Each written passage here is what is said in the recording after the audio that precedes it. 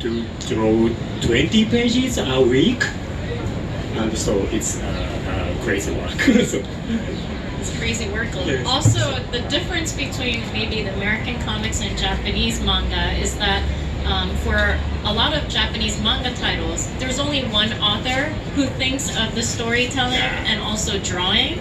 So this author does like a job of two people. And what's special about Japanese manga creation is that the relationship between the editor, like Kiichiro, and an author is very tight. And they go through like a script, checking the rough draft, and finalizing the drawings together, side by side. So that relationship may be different from an American comics artist, where there is a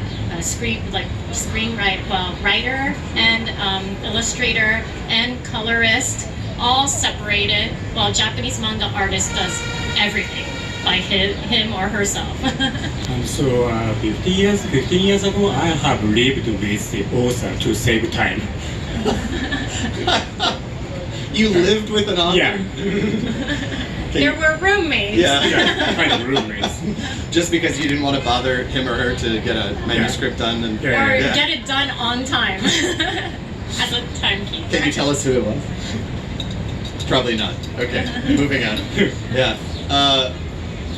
So a lot of these magazines are organized by demographic in Japan, and I won't say genre because that's not really accurate.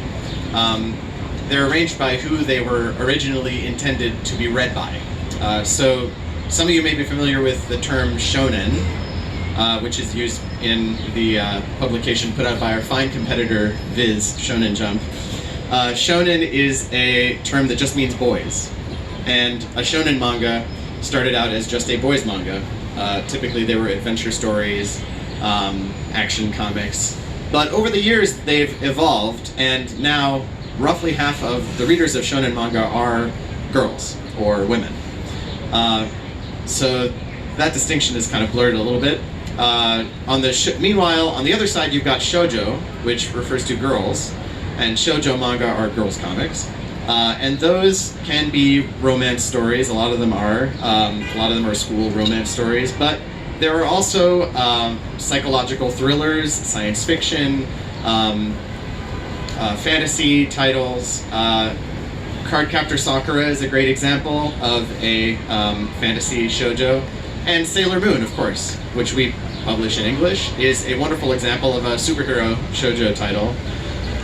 We've got a copy of our latest edition of the Sailor Moon manga right up here, the Eternal Edition, which we're publishing in 10 of these beautiful paperbacks with shiny glitter and new cover illustrations and all of the original color pages from the Japanese magazine run. Normally those pages get turned into black and white for the paperback, and indeed all of the other editions of Sailor Moon have had those in black and white, but this is the first collected edition to retain all the color pages in color, which was pretty difficult to pull off, but the fans really seem to be enjoying this edition, so we're very grateful for that. On the adult side, seinen refers to young men, and those are more adult comics. And then there's josei comics. Josei just means woman, so women's comics. Again, these are just demographics. They're not strictly speaking genres.